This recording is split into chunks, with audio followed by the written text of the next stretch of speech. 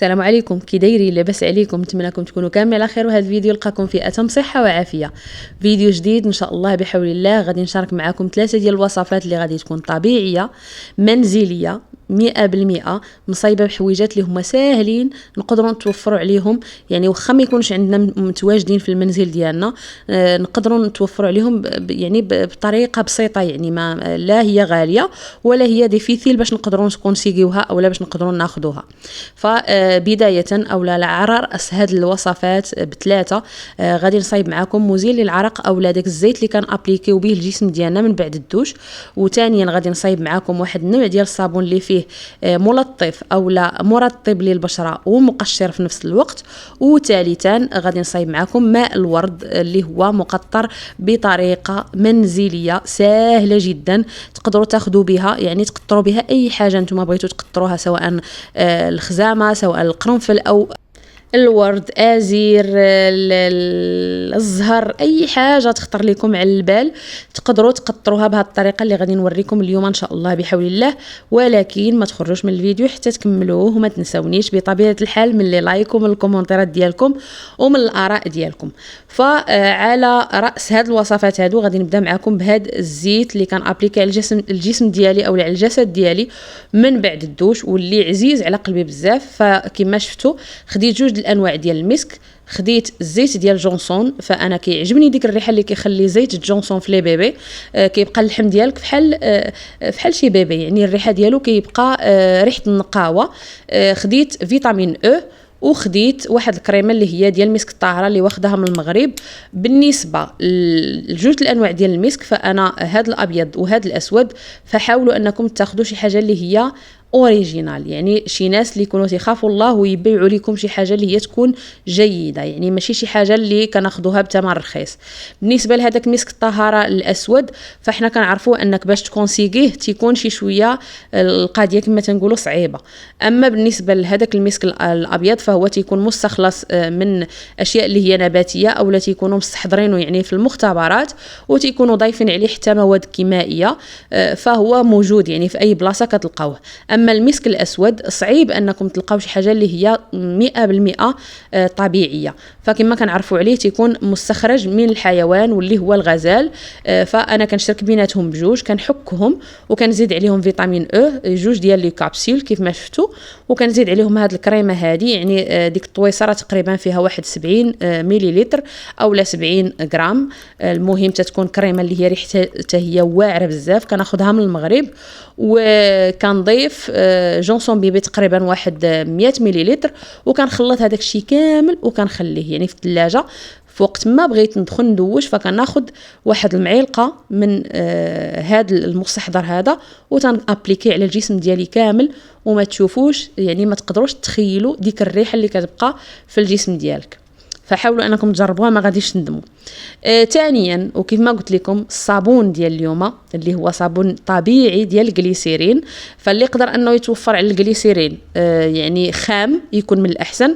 فانا جبت لكم هذا الصابون اللي تيكون بثمن اللي هو رخيص ونقدروا نتوفروا عليه. بالنسبه للناس اللي كيعيشوا هنا في اسبانيا فموجود في لي سوبر مارشي يعني الكبار، او لا مثلا اي سوبر مارشي بغيتي تمشي ليه راه كاين هذا الصابون ديال الجليسيرين.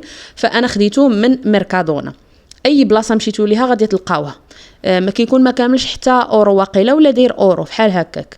غادي نصايبوا هذا الصابون ديالنا اليوم، غادي ندوبوا هذا الجليسيرين وغادي نضيفوا عليه الكوك والمايزينا، طحين ديال الروز، العسل والكركم.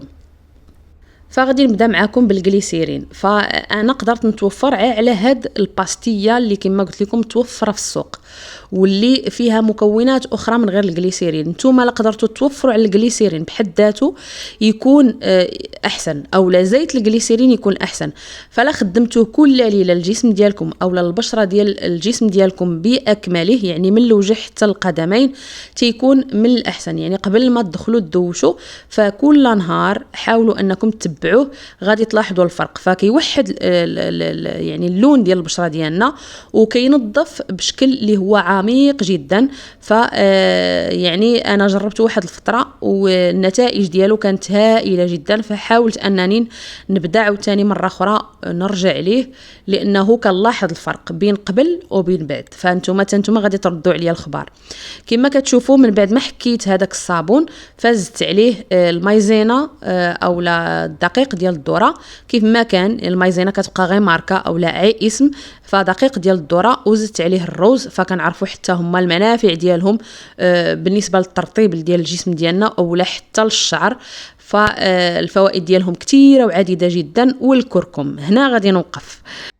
فالكركم كيف ما كنعرفوا عليه ديك البشره اللي تتكون باهته فهو كيعاود يعطيها اللون، كيعاود يخرج داك اللون اللي عندنا في البشره ديالنا حقيقي. ديك البشره اللي كتكون دابله ويعني غامقه وفحال اللي طايح عليها الضيم، فهذاك الكركم تيحاول انه يعطيك يعني واحد اللون اللي هو زاهي على البشره ديالك. وحتى دوك الهالات السوداء اللي تيكونوا تحت عينينا من بعد اننا كنستعملوا بزاف ديال الاوردينادور او لا ما كنعسوش مزيان او لا العياء او لا الارهاق، فنحاولوا ان نخدموا الكركم بالياغورت الطبيعي وشي شويه ديال البشور ديال الحامض او البشور ديال الليمون. المهم اللي كان عندكم خلطوا هاد 3 ديال المكونات وابليكيوه على الهالات السوداء ديالكم وشوفوا الفرق من قبل ومن بعد وردوا عليا الخبر. فالصابون ديالنا كما كتشوفوا من بعد ما ذوبته بطبيعه الحال فضفت عليه زيت الكوك باش يزيد علينا الترطيب اكثر، لان البشره ديالي انا في حد ذاتها فمن بعد الصيف ومن بعد الخدمه ديال تماره ومن بعد انني ما كنردش البال راسي من بعد 4 شهور او 5 شهور فمحتاجه بزاف ديال الترطيب، فضفت عليه داك زيت الكوك. نتوما ما بغيتوش تضيفوه ما تضيفوه شيء، المهم كيكون فحال هكا كنديروا على عباره عن باستياس اللي تيكونوا هكا صغيورين او لا كبيره بحال هكا. لا بغينا نديروا شي ريغالو لشي اميغو او لا شي واحد اللي هو عزيز علينا وبغينا نعطيوه شي باستيه من هادو اللي حنا صايبنا في الدار او لا هكا نخليو هكا ديكور مثلا في الحمام نزينوا به. فدرت لكم هاد النوع ديال هاد الصابون هذا بشكل كبير، تفشتو بحال هكا بشويه ديال القرنفل ودرتو بهذه الطريقه هذا. وهذا الصغيور غادي نديرو في هذه القريعه هذه وغادي نخليه عندي في الحمام كل مره بغيت ندوش مثلا كل نهار قبل ما ننعس، فانا تنفزك البلاصه اللي انا بغيت ندير فيها هذا الصابون هذا او لا بغيت نبيضها او لا بغيت نرطبها او لا بغيت نرد ليها البال اكثر، كنفزك هذيك البلاصه وكندوز هذا الصابون هذا بحال اللي دايره شي كريم وكنخليه. يعني عندنا الكوك اللي غادي يدير لنا التقشير وعندنا الروز حتى هو اللي كيعطينا تقشير، لان درت السميده ديالو ما درتش الدقيق ديالو، يعني غيعطيونا 2 ديال الحويجات غادي يعطيونا تقشير. وعندنا الاشياء الاخرى اللي هي غادي تخدم يعني بشكل ديال الترطيب. فكان ابليكي كما قلت لكم على الجسد ديالي كامل او على الوجه ديالي او على اليدين قبل ما كنبغي ندوش بشي نص ساعه او لا بشي ساعه بحال هكاك حتى نخليه حتى كينشف، عاد كندخل للدوش ديالي وما نقولش لكم الريحه اللي كيخلي لكم الجليسيرين في الجسد ديالكم والترطيب اللي كتحسوا به من بعد الدوش. جربوه وردوا عليا. اما بالنسبه للتقطير ديال الورد فانا عزلت اليوم ان شاء الله الورد هو اللي غادي نقطروا معاكم. فانا خديت الورد البلدي ديالنا المغربي ودرته بهذه الطريقه كما هو واضح وباين، يعني خديت مقيريج درت فيه الماء ودرت فيه هذاك الشيء اللي انا بغيت نقطر. في الحاله ديالي انا غادي يكون كما قلت لكم الورد البلدي ودرت هذه الطريقه هذه، يعني الفم ديال المقيرج ديالنا كنديروا فيه كاس والتحت ديال هذاك الكاس كنديروا معون اخر باش كديك القطرات اللي تيتقطروا لينا في هذاك الكاس كيطيحوا في هذاك المعون الاخر. هذا هو النوع ديال التقطير. فهذا علمته لي واحد يعني واحد صديقه اللي هي بلغاريه، الاب ديالها كان عندهم واحد الكوبيراتيفا ديال التقطير، فاسهل طريقه قالت لي بانك تقدري تخدمي بها في البيت ديالك هي هذه، علمتها ليا فالله يرحم لها الوالدين لانها نفعتني وليت كنعرف اشنو كان ابليكي على البشره ديالي، يعني شي حاجه اللي هي صنع منزلي بيديا، عارفه شنو درت فيها.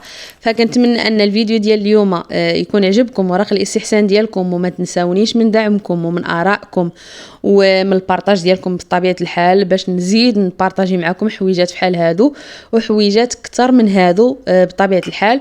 فانا كما شفتوا درتو بهذه الطريقه هذه، يعني باش نخشيه في الثلاجه ونبقى في كل مره احتاجيته يعني كيكون بارد، يعني كينعشني اكثر. فكنتمنى حتى نتوما تكون عجبتكم هذه الطريقه، وكنزين به حتى يعني الحمام ديالي بهذه الطريقه، يعني لا الصابون ولا حتى هذا ماء الورد. وهنا غادي نخليكم مع اقدم صيدليه كاينه في فاس، واللي خديت من هذاك المسك الاسود. يعني الا مشيتوا لفاس حاولوا انكم تقلبوا عليها. فنتلاقاو فيديو اخر ان شاء الله، والله يعاون حتى المره اخرى.